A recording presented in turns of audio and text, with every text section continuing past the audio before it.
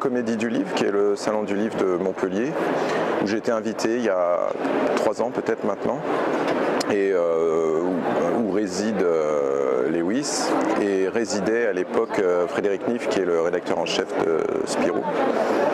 Et à l'issue du salon, Frédéric Niff me propose de travailler pour son magazine, donc Spirou. C'est vrai. Alors je ne m'attendais pas à cette proposition-là, je n'avais pas imaginé travailler pour Spirou, donc j'avais spontanément, comme ça, j'avais rien en tête à lui proposer. Et Lewis, qui était dans les parages, s'est immiscé dans la conversation et immédiatement m'a dit moi, si tu veux, je t'écris un scénario pour Spirou. Donc c'est comme ça que le projet s'est initié. Ensuite, entre ce moment-là et le moment où on est réellement arrivé à Maggie Garrison, il y a eu peut-être 1 an de réflexion, d'aller-retour, on s'envoyait des mails comme ça de temps en temps. Et parce que c'est vrai que voilà, il y avait cette volonté de travailler ensemble pour Spirou, et puis il n'y avait pas plus, quoi. Donc ensuite je lui ai suggéré éventuellement de travailler sur un polar, parce que moi j'avais envie de ça. Enfin, ça fait longtemps que je tourne autour de ce genre-là. Lui est pas vraiment, je suis pas sûr que ce soit un grand lecteur de polar, c'est pas forcément sa culture.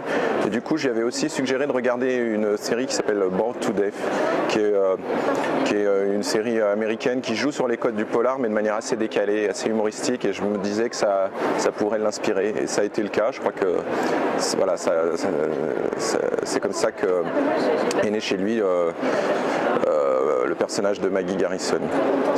Mais enfin voilà, c'était vraiment un jeu de ping-pong. Par exemple, le fait aussi que ça se situe à Londres, eh bien, c'était aussi une idée c'est ce que je lui avais suggéré, cette ville-là comme lieu d'action.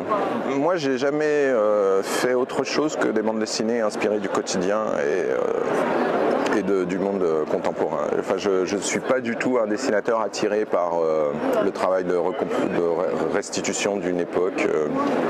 La bande dessinée de costumes ou des choses comme ça, c'est pas trop mon truc. Peut-être ça viendra un jour, mais pour le moment, en plus, je suis un peu l'idée de me reposer uniquement sur une documentation, ça me convient pas tout à fait. Moi, ce que j'aime représenter, c'est des lieux où j'ai vécu, où j'ai habité, ce qui m'entoure.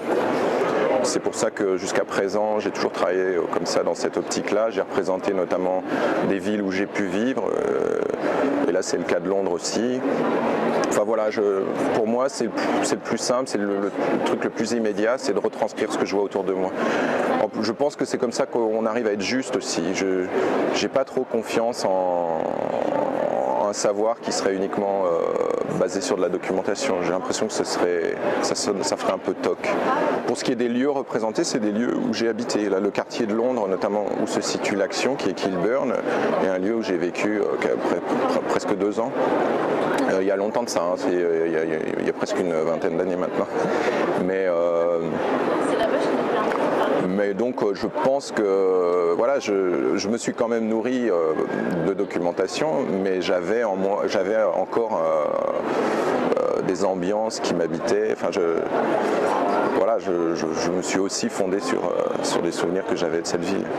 C'est exactement ça, c'est aussi pour ça que je pense que Lewis s'est senti à l'aise dans ce projet, puisque si ça avait été réellement un polar pur et dur, encore une fois, je crois que c'est pas forcément sa culture, c'est pas tellement ce qu'il a envie de faire. Donc oui, c'est une chronique sociale, elle est teintée d'éléments qui relèvent du genre polar, mais je pense que le but c'est d'abord de raconter des personnages aujourd'hui dans le Londres contemporain. Et effectivement, moi mon plaisir de dessin, ça a toujours été ça. J'adore dessiner des balades, des gens qui marchent dans la ville comme ça. Je pourrais me contenter quasiment de ça, juste dessiner des villes et des gens qui marchent dans la ville. Donc toujours un certain frisson à représenter ce genre de scène. et c'était aussi le cas dans les albums que j'avais pu faire avec Apollo par exemple, où c'est toujours des récits d'errance comme ça, de personnages qui traversent des décors. J'aime aussi représenter des lieux comme les pubs, enfin les bars, tous ces lieux de mixité sociale. Enfin, moi voilà, mon plaisir de dessin il est là. Donc j'ai pas besoin en général d'une intrigue extrêmement ficelée et très tendue. Voilà, un personnage qui marche dans la rue, ça me suffit amplement. Salut. Salut. Tu dis bonjour à la caméra. Salut. Je ne serais rien sans lui.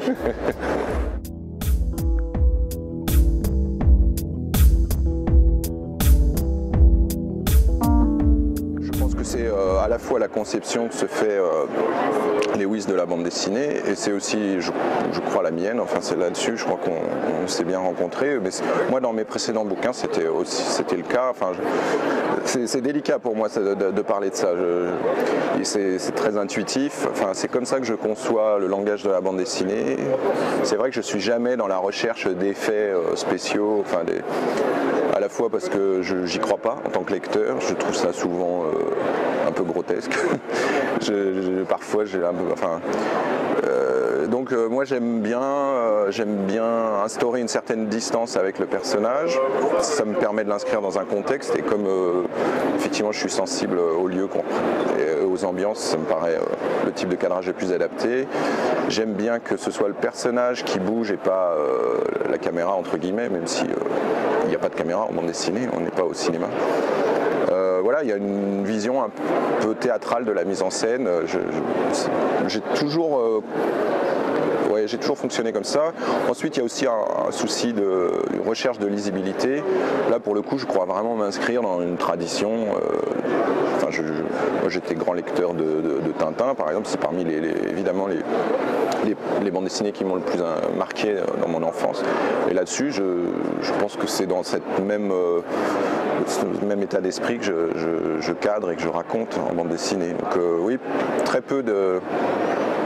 Je ne sais pas si c'est du minimalisme, je pense que c'est juste un souci de simplicité, de lisibilité.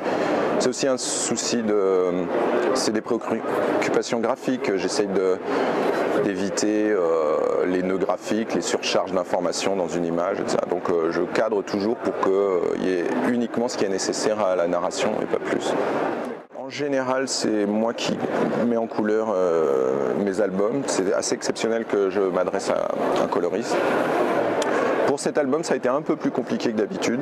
Il y a eu pas mal d'allers-retours entre... parce qu'au début, ça allait pas trop. Ouais. Tu faisais les faux de la même couleur que la peau du personnage. Il a fallu un petit peu... Il a fallu me coacher. J'ai pris quelques leçons de mise en couleur. Non, ce qui a finalement décoincé le truc, c'est que j'ai beaucoup plus travaillé les lumières que ce que je ne fais d'habitude. En général, c'est des aplats comme ça, très froids. Et là, il y a une étape au préalable avant de mettre de la couleur qui est juste de déterminer l'éclairage. Voilà. Et ça, pour un coloriste, c'est assez difficile à faire parce qu'il doit, déjà, généralement, le coloriste doit savoir dessiner, s'il veut savoir placer des ombres sur un personnage, des modelés.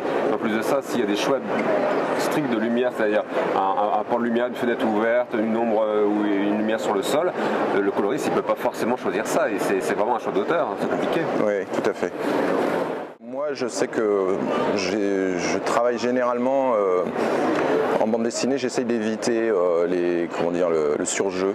Je crois pas trop aux personnages qui grimacent comme ça pour... Surtout plus on est réaliste au niveau du dessin, plus ça sonne faux si on surjoue. Exactement. Plus on est dans le semi-réaliste ou le cartoon, là on peut y aller. Ouais. Moi je fais de l'animalier, je peux faire des trucs exagérés, ça n'a pas d'importance. Mais sinon ça fait vraiment... Le travail d'auteur, c'est quelque chose de très compliqué parce qu'il faut savoir faire le cadre, il faut savoir faire du décor, il faut savoir faire de la mise en scène, de dialogue, etc. Et aussi jouer, pas juste être metteur en scène, faire de l'acte de comédie, jeu d'acteur. Et ça, effectivement, il y en a qui ne sauront jamais le faire parce qu'ils ne sont pas des bons acteurs. Et quand on est comme lui, c'est parfait.